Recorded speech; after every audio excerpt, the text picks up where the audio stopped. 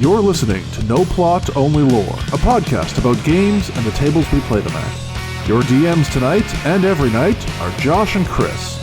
You can find us on all podcast platforms or check us out at noplotonlylore.com. If you like what you hear today, please rate and review the show and share it with everyone you've ever met. Welcome back to No Plot, Only Lore, Josh's mom's favorite D&D podcast. Does your mom listen to D&D podcasts? Does she listen to our podcast? She should start. She's laid up in the hospital for the next I don't know how long, so she's got nothing but time on her hands. So, Like at the time of recording, we've got like 16, 17 episodes up and ready. We've got like hours of content that she could just be perusing. If you're in the hospital right now, thanks for listening. If you're in the hospital, let us know if we put you there due to our incredibly hilarious jokes that made you fall down the stairs and break things. Super hilarious and informative. That's what we aim to be. Lethally hilarious. You know, I don't think anyone has ever accused me of being that funny. Has anyone accused me of being funny? Oh, no.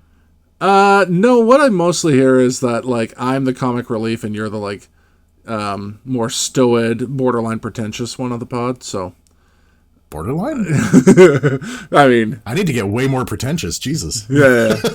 This is you at half strength, yeah. Yeah, no, you haven't even seen my final form. Let's fucking go. I'll show you pretentious. Yeah, so let's talk about adaptation and homage. Yeah. Today. Yeah. This is just like a roundabout easy way for us to talk about everything that's D&D that isn't actually D&D, by, pop culture wise. Mostly this is just an excuse for me to finally talk about my Baldur's Gate character on the pod. Yeah. There's the truth there. You've been deep diving. It's not that Baldur's Gate bounced off me. It's just I chose maybe the worst way to play it, and so I still just can't get like sucked in like you have. What is the worst way to play it? How did you approach Baldur's Gate 3? As I am playing a co-op campaign with another person who has already beat the game and has as wonky of a schedule as I do. So I play Baldur's Gate for 2 hours, like maybe every 3 weeks. So I got through Act 1. I've got like 300 hours on this game. Yeah. I bet you if I pull it up, I've got less than a part-time job's worth of hours. You should absolutely stop doing that and just fucking play the game. I'm deeply committed. I have played 14 hours. Wow. Okay. So 7 2-hour sessions. Yeah. Of Baldur's Gate 3. Okay. Yes. I didn't do that. I played it the fun way. Yeah, it's really bad for engagement and like immersiveness. To do what I'm doing. Also, I realize now it's currently not installed because I play it so infrequently. It like sort of auto uninstalled to save space. Yeah. Yeah. All right. Yeah, I really. That's horrifying. Well, you know what? It's a self-defense mechanism because I can't afford to lose any more time out of my week to some new hobby/addiction. 300 hours, Josh. I need you to join me in this heroin, please. No, Chris, I can't. There's do you know how many games I have with 300 plus hours on them? Too many. It's way too many. Get rid of one of those. Get rid of one of those and start playing some Baldur's Gate instead. I fucking loved Baldur's Gate. I bet you did. Yeah. And part of that is that I am playing it in a way that is not the worst. Okay. I started playing a few months ago, many months ago, and just like went in completely blind. Hadn't read any reviews of it or anything. I just saw that there was a new Baldur's Gate game, and I'd already played 1 and 2 and loved them both. Yeah. And like those came out, I think Baldur's Gate 1 had a very heavily edited version of the D&D 2 mechanics. Baldur's Yeah. Gate 2 was built with 3rd edition. Yeah, like I remember putting a significant amount of time into older Baldur's Gates, and I think the wonkiness of the rule set they were adapting is what kept me from having fun. For Baldur's Gate 1, it was real wonky. Yeah. But Baldur's Gate 2 and then Neverwinter Nights after that, Yeah.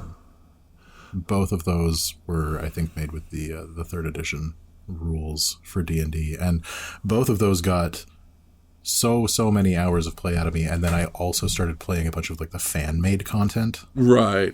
afterwards.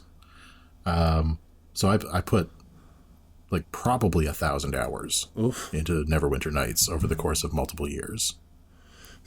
And see, I think my problem was that like I at the time those came out I was playing some like the isometric RPGs, but they were designed from the ground up to be played on the computer and using their own rule sets that didn't like have to conform to some arbitrary design logic.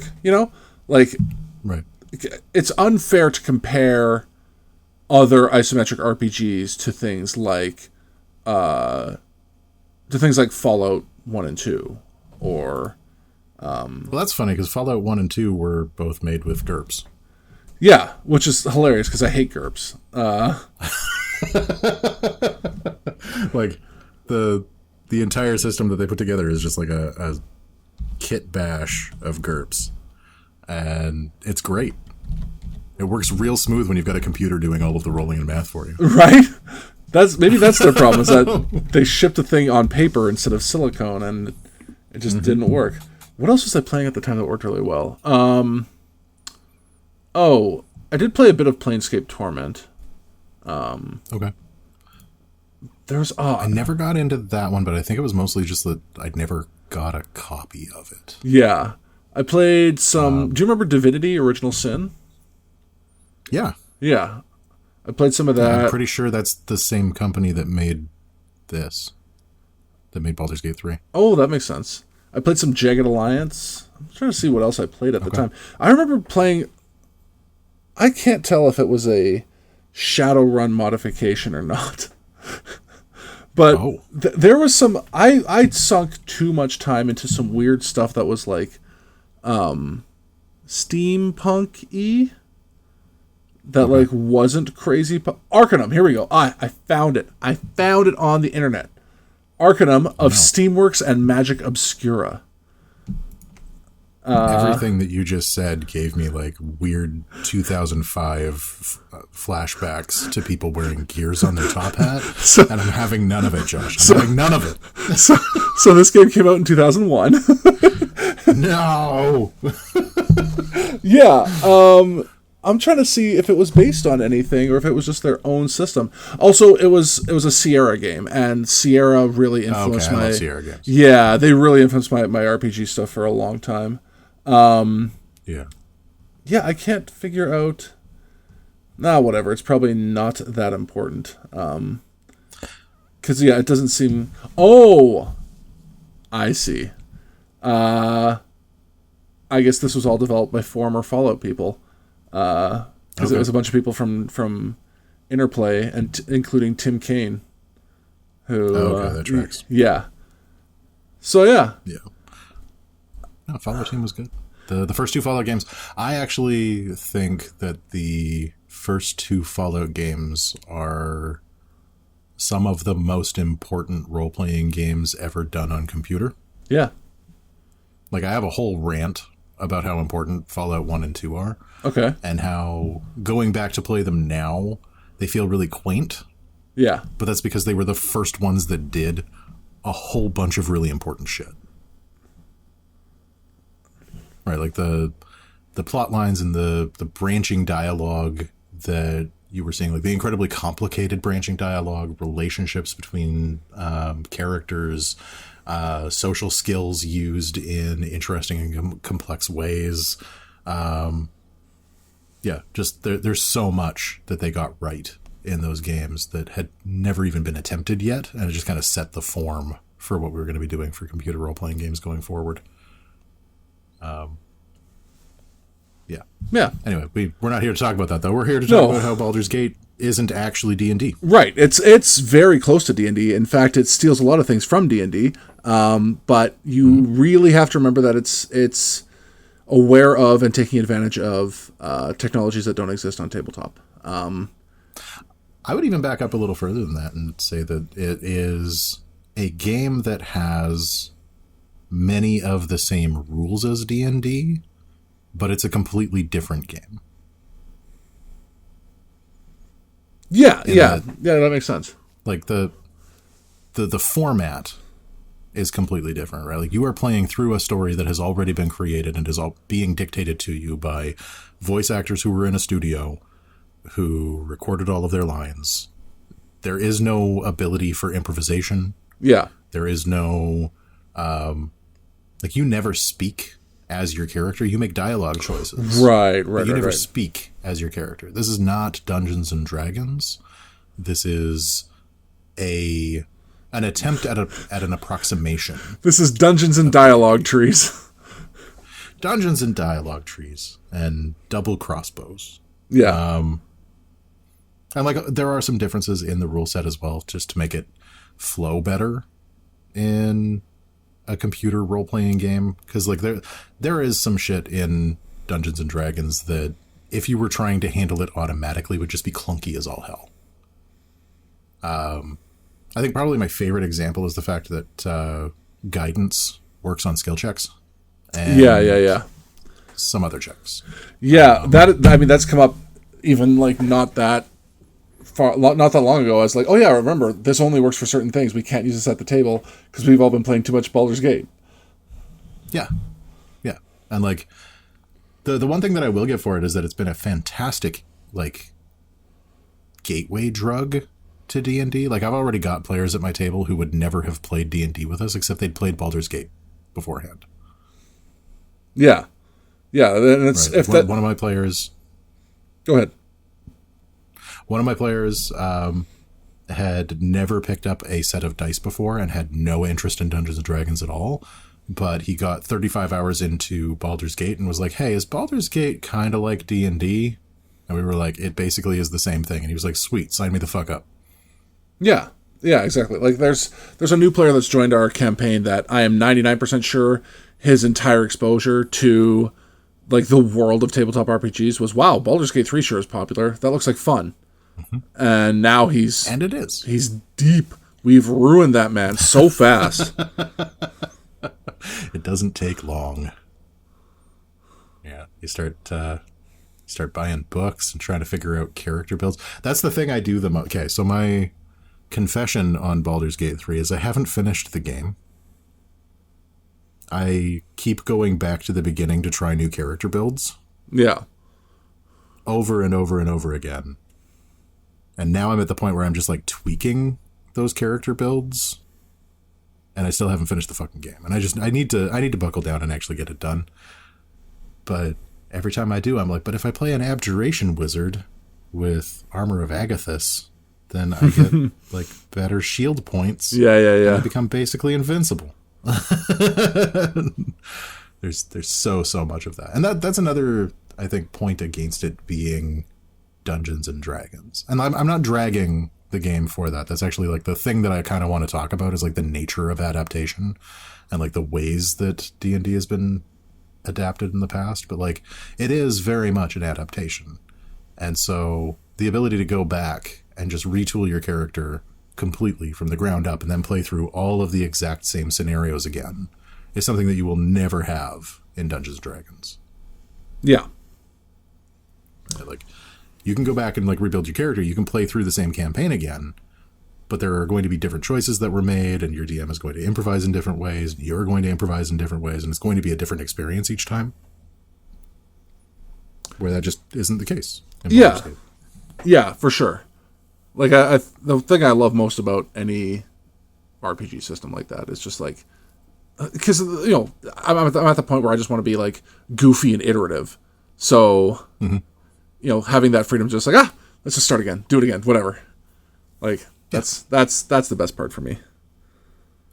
Well, they also have a mechanic for changing your class in the middle of the game. So, like, you can go and talk to Withers, who's just a skeleton guy who hangs out at your camp.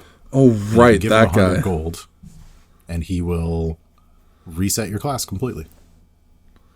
I have not investigated that because I saw him and I was like, oh, he's there if you like die or something. I don't know. And then I wandered off because I'm really bad at like fully paying attention to the amount of dialogue that this game will throw at me. It's so much. Okay.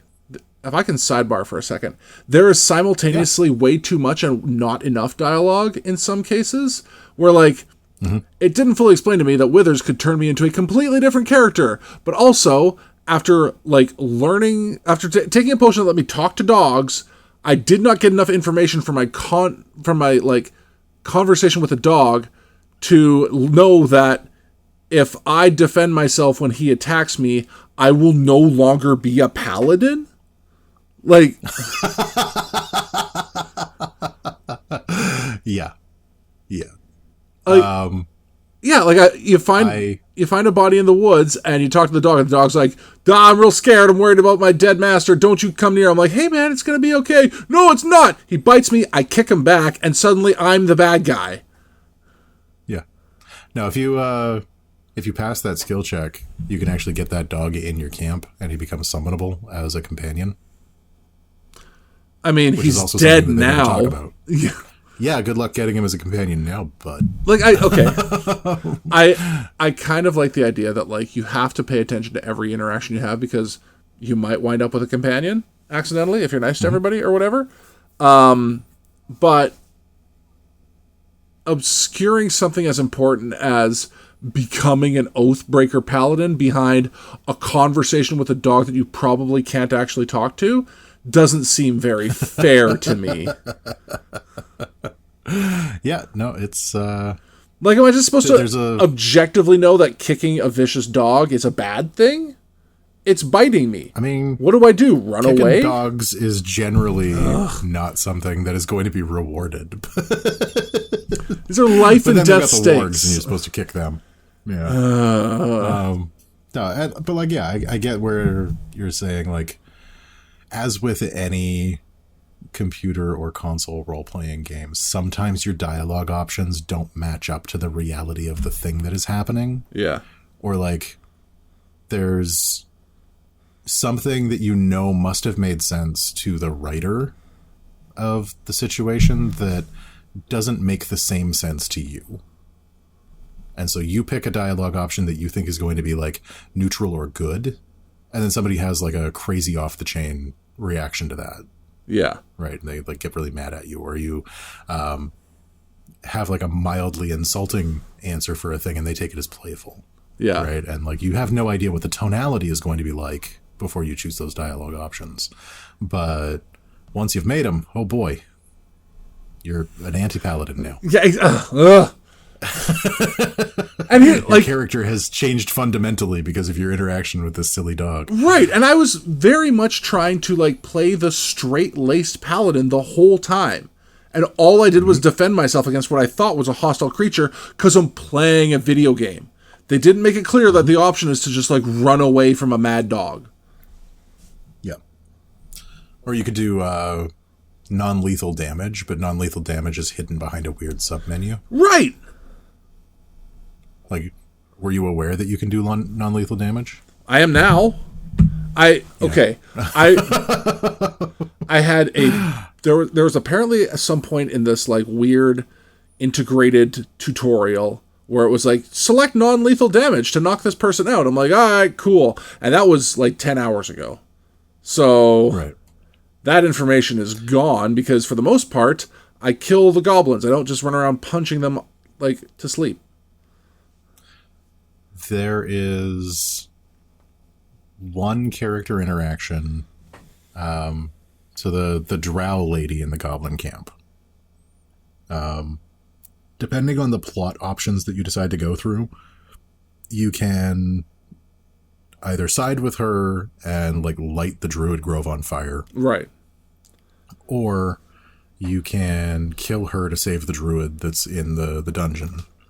And most of the time, if you're playing a good character, that's going to be the choice you go with, right? Like, you're going to clear out all the bosses. Yeah. in this fucking goblin camp and call it a day. But if you do non-lethal damage on her in this phase, she actually shows up in the second act. Oh. And you can recruit her as a companion without having to light the druid grove on fire. Well, I didn't know that. Me either, until somebody on the internet told me. And so I started a new game. Well, and that's simultaneously like the blessing and the curse of a game like Baldur's Gate 3. It is some of the most intricate game development you've ever seen. But like, it's basically the antithesis of completionism.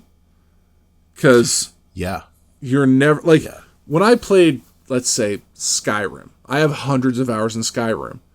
It's all on one character. I did everything on them. And all of the choices were so binary that I understand the directions they could have gone. So I have made a secondary character that's done some of the major stuff from the other side just to see what it was like. And honestly, I don't feel like I missed anything because, again, it was so binary. It's just like, oh yeah, this side won the fight or whatever. Like, no big deal. Well, I think that's something that, like, if I were to take something away from this design choice, it's that no two people playing this game blind for the first time are going to have the same experience with it. Oh, yeah. Right? Like, you could be having water cooler talk about this game, and we did at my workplace, because, like, I'm not the only person who's playing it. Yeah. And we would discuss, like, directions that we had taken in the game, and I would be like, well, hey, did you do this thing? And they were like, no, I did this other thing instead. I had no idea that existed. And I was like, I had no idea the thing that you just said existed. And so we'd have to, like, go back and, like, take a look at what the other path was looking like. And I think that's really interesting as a game design choice. I don't think it's sustainable in the media environment that we live in. No. I found out that I can recruit Minthara that way by watching a YouTube video. Which is also, like, in my mind, like, a very big point against Baldur's Gate is that there is a lot of stuff, like, some people really like discoverability or whatever, but, like, it feels like they went too far. Does that make sense? Like, they've hidden too many things under, like, non-obvious interactions, to the point where, like, you need almost to, like, sit down and spend a couple of hours watching YouTube to find all the weird options that you could have had for your playthrough that aren't, like, you know, expressly manifest as you walk through the storyline of the game. My recommended videos right now is just a fucking mile of, like, chill vibes to study to, and then Baldur's Gate content. It's just ridiculous. Yeah, welcome to the age of the algorithm, where if you watch 2 or 3 videos, they suddenly decide that that's your entire personality for the next week, and that's all you get served up. You know what? I haven't seen a Jordan Peterson video in a while, though. I'm feeling pretty good about that. Oh, thank God for that, yeah. Yeah. So I think, like, as an adaptation, I think Baldur's Gate is probably the closest you're going to get to an actual session of D&D until we have AI DMs, right? Like, and even then, like, the AI DMs scare me, so we're not going to get too hard into that. But, like, if you're going to be playing D&D on a computer by yourself, I think Baldur's Gate 3 is probably the closest you're going to get to that kind of experience. Yeah. But it's still an adaptation, and it still has like the disconnects that you would expect to see from like an adaptation of a thing. So sure, well, again, like, the rules are slightly different, and also it's got to rein in, like, complete freedom, right, into, like, a certain box it can operate in, because it's not like you're sitting there with, like, literally AI procedurally generating, like, consequences to your choices or whatever stupid thing you could decide to do. Like, it's you know, it's a game. It's not, you know, It can't be 500 gigabytes on your computer of just like what ifs, right? That would be kind of cool, though. I mean, sure. In theory, that would be kind of cool, but also like, you know for a fact they don't have playtesters like me who will make that game scream for mercy within 10 minutes. Yeah, no, that's true. And I do that to like normal, like well-designed functional games just by being myself, let alone having an infinite, sandbox to play in. Yeah, no, that's true. What about other adaptation types? Like, did you see Dungeons and Dragons: Honor Among Thieves? I did. I saw it in theaters, like a good boy, because I firmly believe in voting with your wallet, and I was also trying to get that big empty D20 popcorn bucket, which it turns out never really made it to Canada, which is... God damn it. BS. What? I just said God damn it. Oh, yeah. Yeah, I think the same thing happened with the fuckable bucket that came out with for Dune. Right. I didn't see any of those. The Dune Worm fleshlight bucket. Yeah. Yeah. I didn't see any of those at the theater when I was there. It could have just been run out. No, apparently, like, the D20 bucket only made it to Toronto, which is, like, the most frustrating part of being Canadian is that we only have 3 cities according to the rest of the North America. So... What's the third one? There's Vancouver, Toronto, and Montreal. That's it. Oh, I forgot about Montreal. Well, it's burned into my memory because every band I want to see only goes to those 3 cities on their Canadian tour. Right.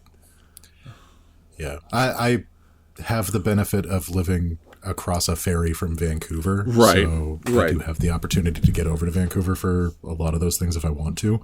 I don't want to pay ferry costs for it necessarily, but like... No, but I can get there. It's like, I don't want to go to the party, but I want to be invited, you know? Then I can choose. Yeah. So what did you think about D&D Honor Among Thieves? I thought it was a good way to sort of introduce what at its like core D&D is about without getting too like mechanics heavy.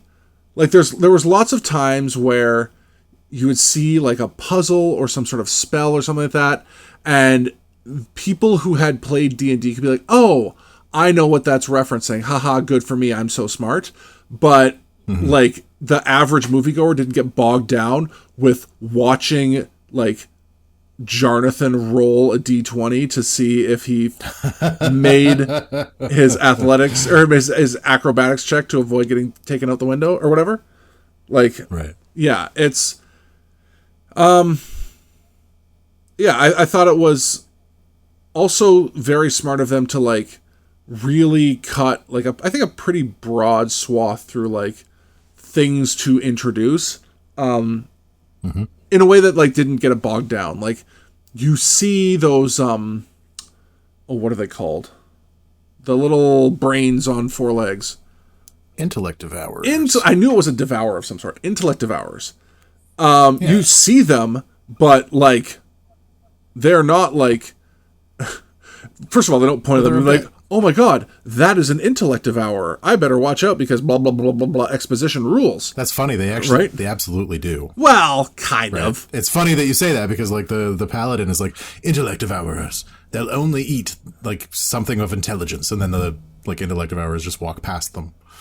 Like, right. Bit, is that the intellect devourers just like ignore them because they're not intelligent enough to eat. Right. But like, they were a quick gag and then gone. Yeah. Right? And there was lots of things that just like popped up for a brief flash and made the world feel richer and more true to what like D&D is, and then left.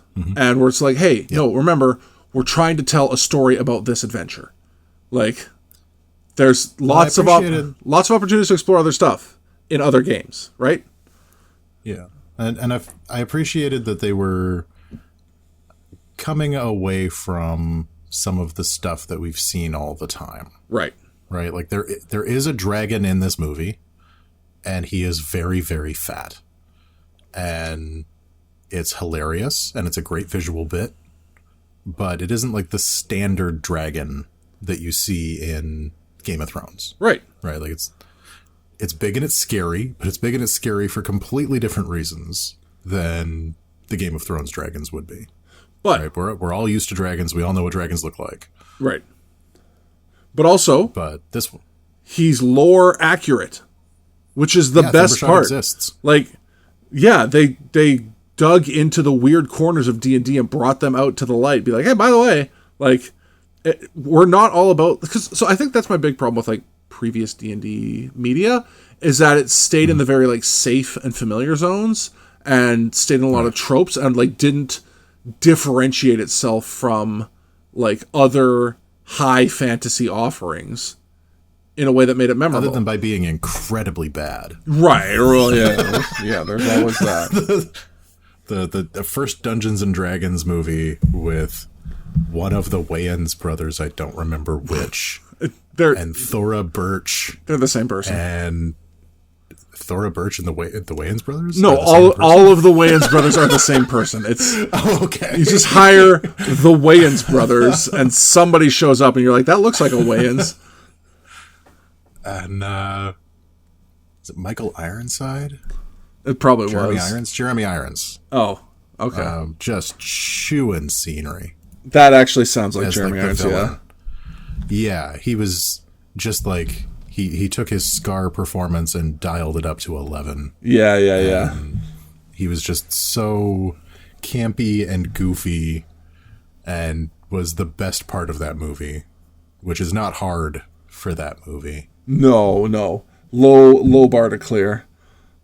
Yeah. I don't even remember the name of the kid that played the lead. I don't think I've seen him in anything since. Yeah, there's probably a good reason for that. Well, and I'm sure it's one of those situations where, like, hey, this is your first foray into acting. They're like billing it to him as like, this is a major IP and, you know, blah, blah, blah. And then, like, it just kills his career. Right? Yeah. Did you ever see the second one? No. God, no. I didn't see the first one for a very long time, and I don't even fully remember it. Like, yeah. The second one was a direct-to-DVD sequel. Oh, that's already bad. Yeah. It was a significantly more serious movie. Yeah. And the only through line between the two movies was that the guy with the tentacle ears came back. Oh, good. He was the only actor to return from the original movie. That's the guy you want. Definitely main billing on that one. He was the main villain. He did a great job. The movie itself was better than the first one. That's okay. Good for him. I will say, like, for the record, it was Marlon Wayans. Oh, okay. Because he kind of does everything. I don't really know why they refer to the Wayans brothers anymore, because, like, it's just him. I think I refer to the Wayans brothers because I am from the 1900s. Right. That is how I remember them, is as a duo doing haha funny us doing drag. Oh, right. Like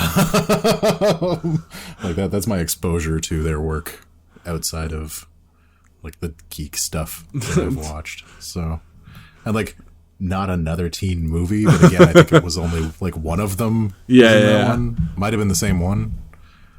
Yeah. So like my exposure to their work is fairly limited, but I largely remember them as being billed as the Wayans brothers. Yeah, that's fair. White chicks did impact the culture in a significant way. Okay. What didn't White Chicks give us that, like, Terry Crews car singing gif? Like, that's a pretty important gif culturally. Pretty important gif culturally, and also Terry Crews just being like open and cool that his date was either a trans woman or a cross-dressing dude. Very clearly, yeah. Yeah, like super chill with it. Thanks, Terry. I also always an ally. I forgot the D&D movie had Tom Baker in it. Oh yeah. Yeah. You know, the Fourth Doctor and his iconic scarf were also in the D&D movie. The scarf wasn't. Well, okay, whatever. He was wearing a scarf, though. He was playing like a druid or some shit. Close enough. I don't remember much about that movie. It's been a very long time since I've watched it, and it's going to be a very long time before I watch it again. The first time we do like a live stream, it's going to be a movie night with the first D&D movie. Yeah.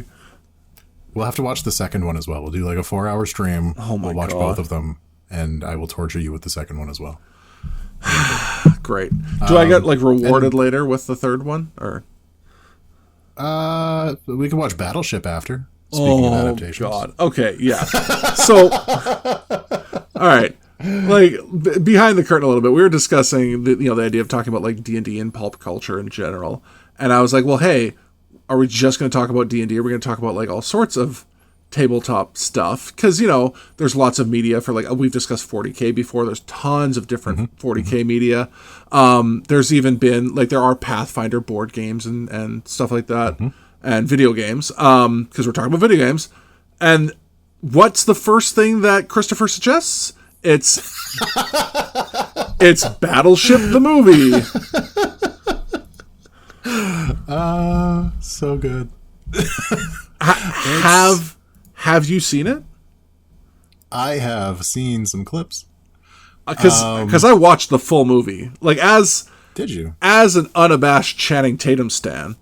Oh yeah, yeah. That's great. Oh, sorry, I keep forgetting it's not actually Channing Tatum. It's fake Channing Tatum. it's Wish.com Channing Tatum. Taylor Kitsch. Temu. Oh right, I forgot. Wish and Alibaba died. Now it's just Temu or whatever. Yeah. Frickin' Taylor Kitsch. Remember when Taylor Kitsch was supposed to be the next big star, and then they did that like. The John Carter movie, and everyone was like, oh, they're finally going to try a new Princess of Mars, and then they did that, and they were like, oh no. It would have been an okay movie. Like, I didn't hate John Carpenter of Mars. John Carter? I probably should have. John Carter. Wait, John Carpenter of Mars would be fucking incredible. Would be so good. Let's make that happen. I love that idea so much. John, call my agent. We got some talking to do.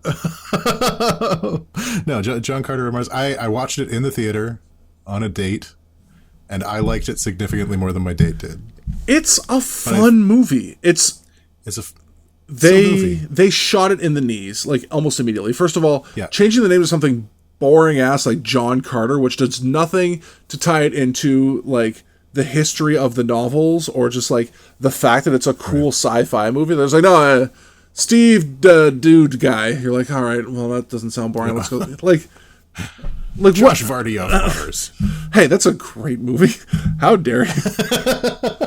I like legitimately curious what else opened on the same day with it that would have drawn more people, because they really just did everything they could to tank it. Like a March release is so close to that like February Wasteland that I don't remember. I remember that I was pretty excited to see it, and then I actually had a pretty good time because it was like goofy and kind of tongue-in-cheek, and I was taking it very much in like I was accepting it in a Starship Troopers style of movie, right? Like I was accepting that it was a bit of a pastiche and that it wasn't going to be taking itself too terribly seriously.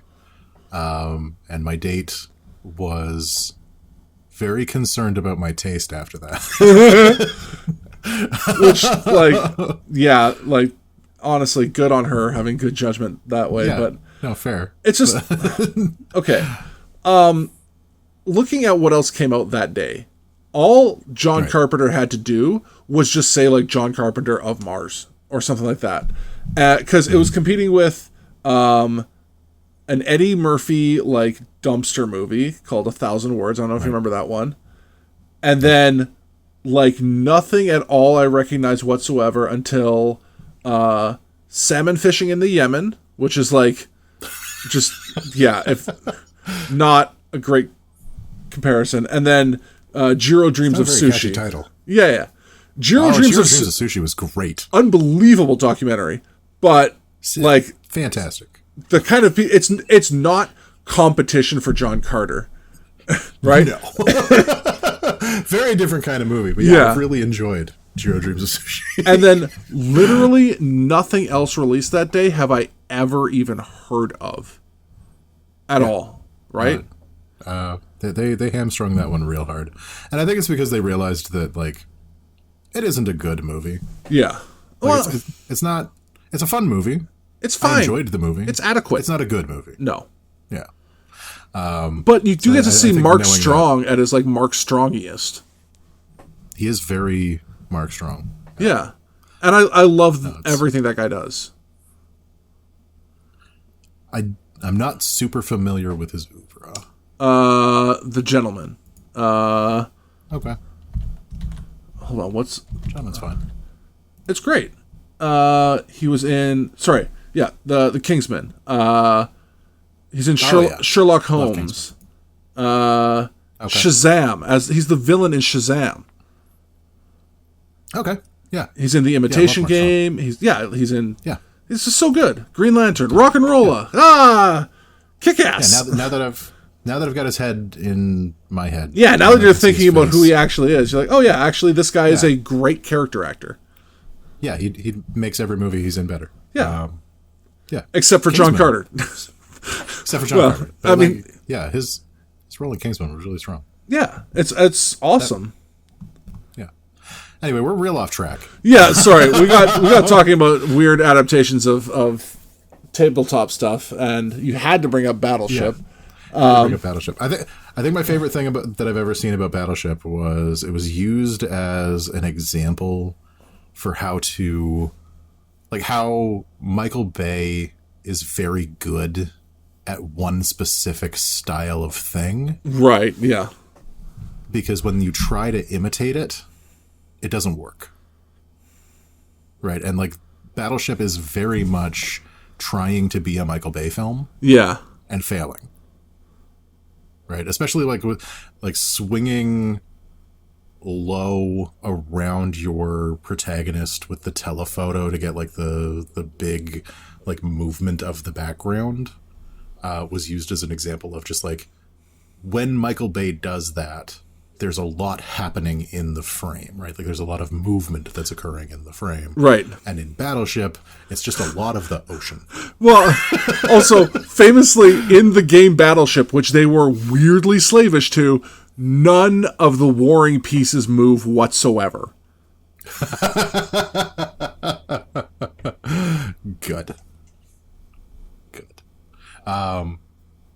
Yeah, so... adapting a role-playing game into a movie has taken a couple of tries. Yeah. To get it, I think, right in tone. Like, I think that's the thing that Honor Among Thieves did really, really well. Yeah. Was the tone of that movie was pitch perfect. Yeah. Right? It felt like a campaign that me and my friends have played. Yeah. The first one tried to take itself too seriously when it wasn't doing offhand jokes, and then the second one tried to take itself too seriously way too hard. And then Honor Among Thieves was just a good, fun movie. Yeah. About going on an adventure and having relationships with people. Yeah. And I think what it did well was get to like the heart of what D&D is. It's the relationships between characters and a bit of fun, high-speed problem solving. Yeah. And I didn't realize that we are currently kicking at like the 50-minute point. We've got a lot of stuff to cover. This might end up being a two-parter. That's fine. Books. Yeah. Oh God, books. Do we want to talk about books? If we have to. Okay, listen. Let's talk about the big one that everyone probably recognizes immediately. Drizzt Dil fucking Durden, whatever his name is, and the mediocre. Sorry, you gave me shit earlier. I called him Drizzt, and you said Drizzt. Yeah, very firmly, and then you're gonna come back and like mispronounce his fucking name. Come on, bruh. I don't care about the rest of it. Just being pedantic about the first word. Listen, R.A. Salvatore has gotten better at writing. I will say that. So I accidentally read a trilogy of Drist set when he was still initially in Menzoberranzan. And I understand now that those books were written much later in the series. Okay. I went back and tried to read the first book in the series, because that's what I do, and it was... I don't often describe books as, like, unreadable, but that thing was campfire fuel. It was just... I'm not an elitist when it comes to books. I chewed through, like, the Hunger Games stuff, which is just, like, very light YA stuff. You know, I read the schlockiest Black Library publications. And to say that it was amateurish is, I feel, like a direct insult to NaNoWriMo. All right. Yeah. Okay. Small confession. Yeah. I have never read an R.A. Salvatore novel. Okay. Not one. Good for you. I read the Dragonlance books. Yeah. When I was a youngin'. Yeah. Really enjoyed them when I was young. Yeah. Started reading one of them to my son, and I was having a good time, and he was bored. Yeah, I remember. I've only read one of them that I picked up from, like, a used bookstore, and some of the characters were sort of interesting, and one of them was so off-putting that I didn't bother to read another book. Was it Raceland? No, Raceland was fine. You know who it was. We've talked about him before. Yeah, it was fucking Tazelhoff Burfoot. Yeah, that's the one. Taz. So to, like, slog through how slow those books can be and then be punished with the appearance of Taz really put me off that whole series. Oh my gosh. All right. I have occasionally hung out with Dave Gross at the store, because he's an Edmontonian. Yeah. And would come in every once in a while. I've never read any of his books. I hear they're great. Like that. The fact that I read a lot of fiction and I've never heard of this person probably tells you something about the quality of them. The first time his name came to my attention as an author, because, like, for a while he was just coming in and he was a client. Just a guy. And, like, he was just a guy. And, like, he was fine to talk to, and he was fun, and he told me that he was a writer, and I was like, fucking cool. And but the first time his name came to my attention was actually Penny Arcade. This was back when they were doing the the actual play stuff that they were doing. And there was, like, a whole write-up about how great his D&D books are. And so I mentioned it to him when he came into the store, and he was like, oh, yeah, that's really flattering. And I was like, okay, maybe I should read this guy's books. And then I just never did. And I feel kind of bad about it, because he is a really sweet dude. But just literally never picked up one of his books. I mean, he seems like a nice guy, but I'm just looking, yes. I don't know. He's got stuff on Goodreads. I guess, like, overall, his books are average, like, 4 stars, which seems okay. Yeah. 3.5, 4. Huh. It seems like he's switched to writing primarily about Pathfinder. Yes. That has been a big thing. Like, when I knew him, it was during the 4th edition transfer, where everybody was up in arms about D&D changing their edition. Okay. And so a lot of the people that I knew in the industry moved over to Pathfinder because they were uninterested in doing whatever 4th was up to. I see. And I think Dave was one of the folks that hopped on that train. Okay. Yeah. Literally never. Like, I actually have a bit of a prejudice against D&D novels. Mm. And, like, to be clear, it is not a matter of quality. Because, like, I read some of the absolute worst bullshit books.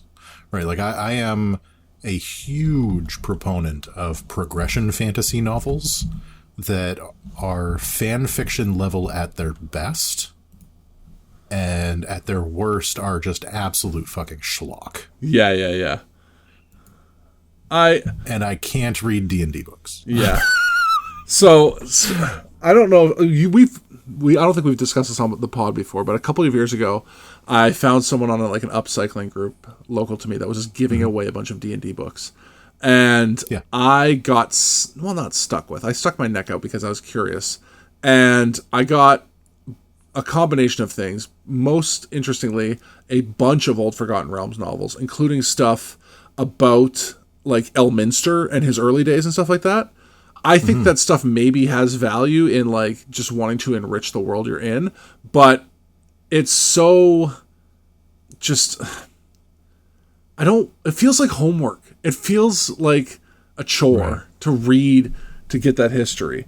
I tried, this lady apparently had a very specific taste in what she read. There's a lot of stuff from this Christopher Rowley guy, who I think is writing D&D adjacent stuff, but the titles of the books are A Sword for a Dragon, and right on the cover of the book is a dragon holding a sword, and by chapter 2 this dragon has received no less than 3 new swords. That is so many swords. It's more swords than he has hands. Yeah, and it turns out I'd never thought of dragons as having hands, but this guy is really breaking the mold. In my head now, he's doing that thing from One Piece where he's got one sword in either hand and then he's got a third one in his mouth. I think I didn't even get far enough into him to okay, look, the whole point of the series is that dragons are intelligent and you can have handlers for them and they'll join the army.